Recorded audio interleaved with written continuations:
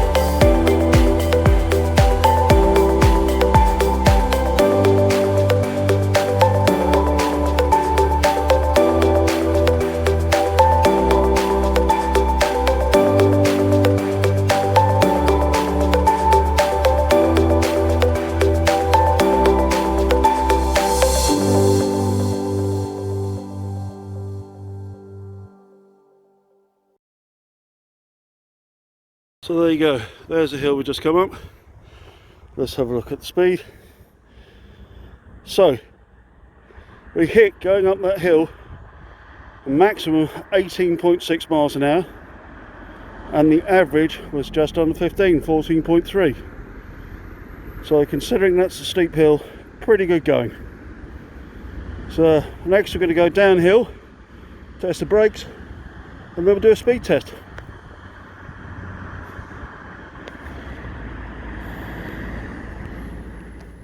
So just to give you an idea of the acceleration of this bike, what I'm going to do, I get on the bike and I'm just going to go for the throttle only, just a twist throttle on its own.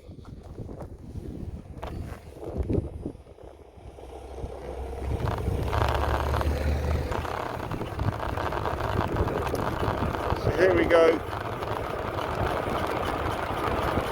Still twisting, still got the throttle on. Just hitting 30 miles an hour.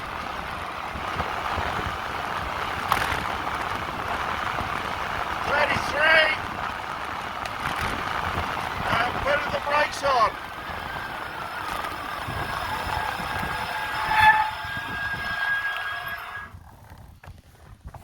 As you can see, plenty of power in those brakes. You need them. So here we go, review of the Ersin 1000 hybrid e-bike.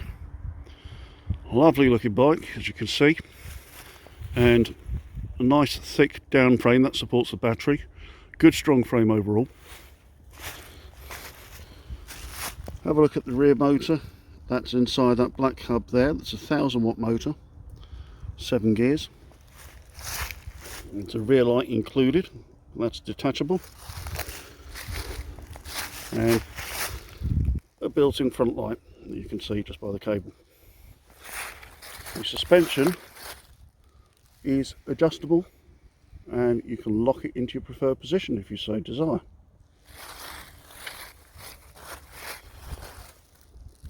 There's the gears. As you can see, they are thumb shift up and down.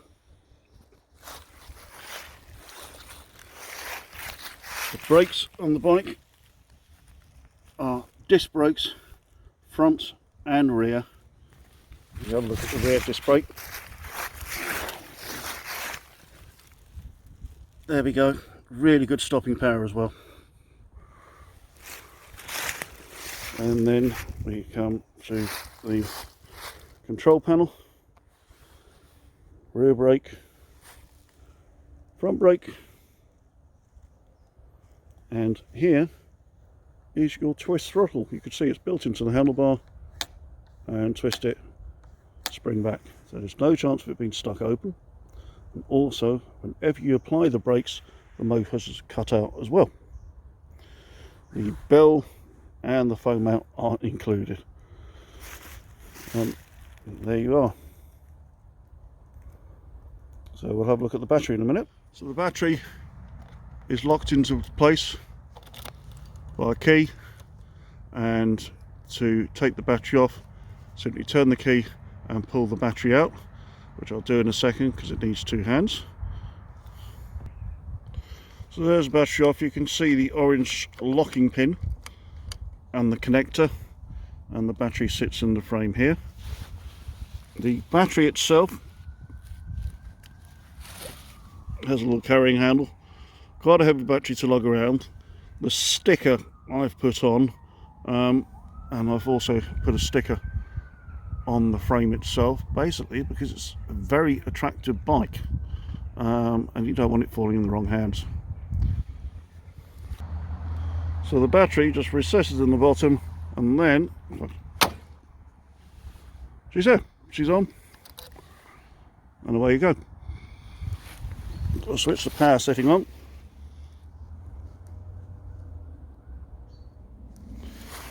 So there's the power. You have a choice of displays. You can have your speed and what distance you get done on an individual trip. That's the time. I haven't set it as yet.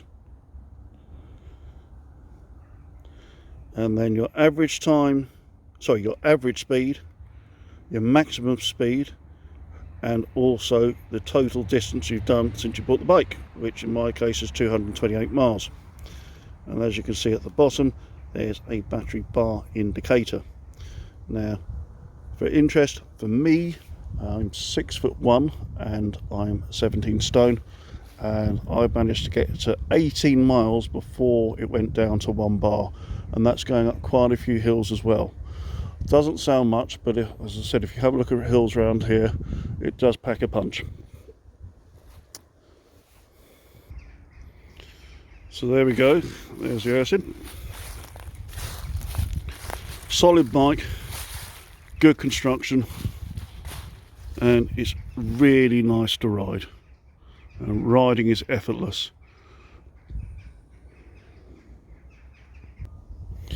On the display you have 5 power settings. You can switch it off if you're feeling energetic. The bike does weigh 27 kilograms, as I previously mentioned. You can set it number 2, which is the normal setting I keep it on for just everyday riding. 3, 4, and really steep stuff if you want some power, setting number 5.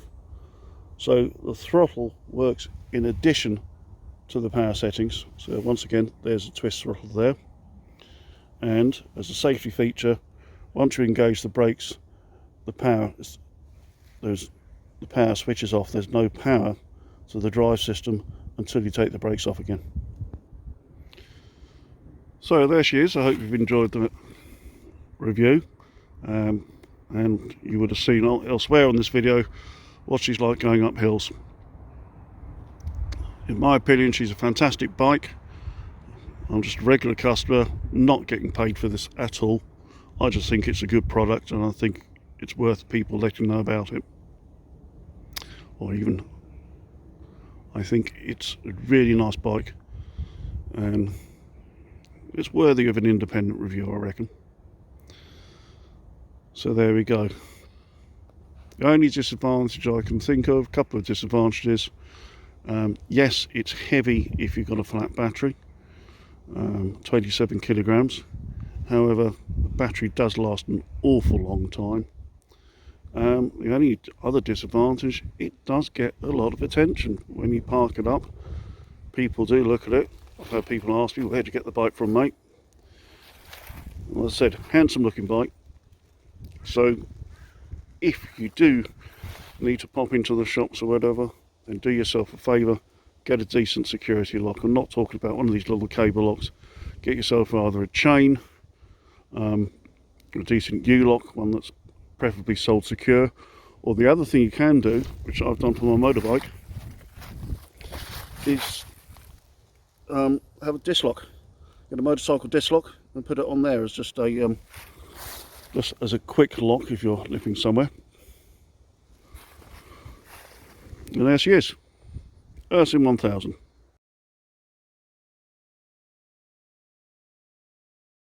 Here's the charger with the mains connection lead. Charger's not too heavy, size of my hand for comparison. Charger is ever so simple. Red light for charging, green light for when it's done. Comes with a little spanner as well. And the other thing which I think is brilliant is the instruction manual. So basically you have a look through here, don't know if you can see on the title there, all about the display uses, and a good set of instructions, best set of instructions I've seen on any manual really. As you can see, all about setting it up.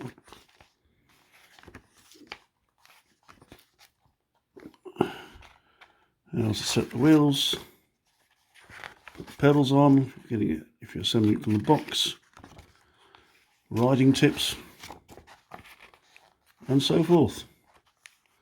Again, there's how to use the displays, how to scroll through display settings. So all in all, about 42 pages of stuff. So really good manual. And that's my review of the Ersin 1000 completed. Hope you enjoyed the video. See you soon.